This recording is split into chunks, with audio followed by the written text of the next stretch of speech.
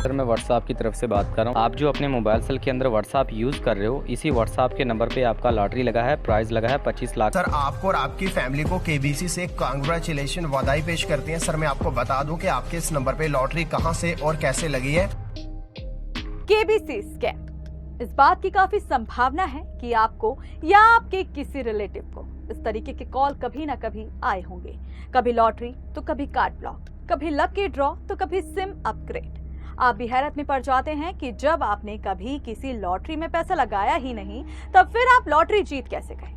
जिन्हें समय रहते ये बात समझ आ जाती है वो तो बच जाते हैं, लेकिन जिन्हें ये बात समझ नहीं आती, एक ही झटके में उनकी सारी मेहनत की कमाई लुट जाती है। तो आखिर कैसे ये स्कैम किए जाते हैं, कैसे इतनी टेक्नोलॉजी के बाद भी आज भी पुलिस इन बदमाशों को पकड़ नहीं पाती, हम कैसे बच सकते हैं इन स्कैमों से, जानेंगे आज की हमारी इस वीडियो में। नमस्कार, मैं हूं शिवानी मांगवानी और आप देख रहे हैं द न्यूज़ 15। तो सबसे पहले आप इस वीडियो को एंड तक देखें। साथ ही जिन लोगों ने अभी तक हमारे चैनल को सब्सक्राइब नहीं किया है तो वो आज ही हमारे चैनल को सब्सक्राइब कर दें। अगर आप कभी किसी स्कैम का शिकार नहीं हुए हैं तो आपको लग सकता है कि अक्सर ये स्कैम तो केवल गांव के लोगों के साथ होता है या फिर ऐसे लोग जो टेक्नोलॉजी से अवेयर नहीं है। लेकिन अगर आप लिस्ट देखें तो आम आदमी से लेकर बड़े बड़े नेता, सेलिब्रिटी, ये सभी कभी ना कभी ठगी का शिकार हुए हैं। अक्सर स्कैम कॉल करने वाले आपसे कुछ देर बात करके आपका भरोसा जीत लेते हैं। अब क्योंकि ये दिन में ढेरों ऐसे कॉल करते हैं तो जाहिर है अपनी बातों में उलझाना इन्हें अच्छे तरीके से आता है। जैसे ही आप उन पर भरोसा करते हैं वैसे ही ये लोग आपको एक समय के डिलेमा में फंसा देते हैं, यानी कि आपको ये जानकारी या पैसा जल्द से जल्द देने होंगे, नहीं तो आपके हाथ से ये डील चली जाएगी, आप ये पैसा गवा देंगे।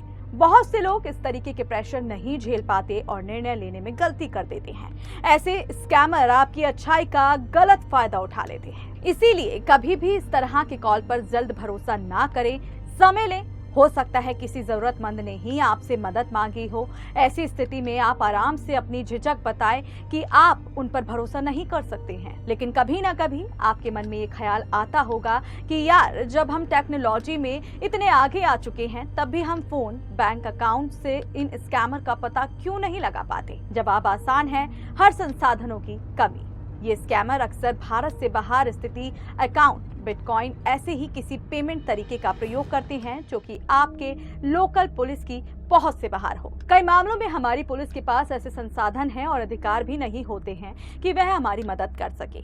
कई मामलों में स्कैम होने वाले इस तरह की जानकारी ही नहीं दे पाते जो पुलिस को स्कैमर तक पहुंचाने में मदद कर सके। अब समस्या तो समझ ही ली, तो और क्या करना चाहिए ये भी समझ लीजिए। लेकिन इसके बाद भी आप किसी के साझे में आ जाए तब क्या करें, कैसे बचें, चलिए इसे भी समझते हैं। केबीसी में लॉटरी लग जाना, एटीएम ब्लॉक हो जाना, बिजली बिल जमा करना, केवाईसी करना, किसी भी स्कैम में एक ही चीज मांगी जाती है, आपकी पर्सनल डिटेल। अब इसे लेकर लोगों में काफी भ्रम बना हुआ है कि क्या शेयर करना चाहिए क्या नहीं।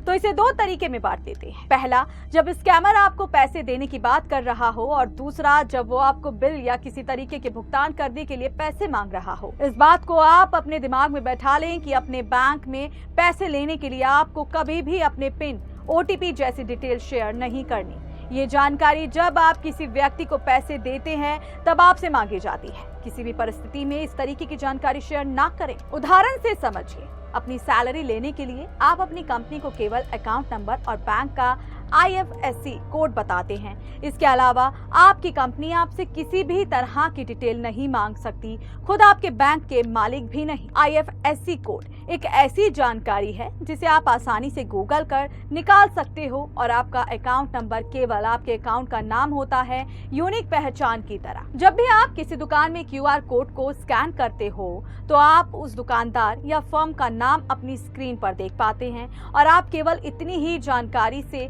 उसे पैसे ट्रांसफर कर देते हो, लेकिन इस जानकारी से आप उसके अकाउंट से पैसे निकाल नहीं सकते। अब दूसरी पॉसिबिलिटी पर चलते हैं। जब स्कैम करने वाले आपसे पेमेंट करने को कहें, इस कंडीशन में आप केवल एक ऑथेंटिक सोर्स पर ही पेमेंट करें, जिससे आपके पास आपकी पेमेंट की पुख्ता जानकारी हो।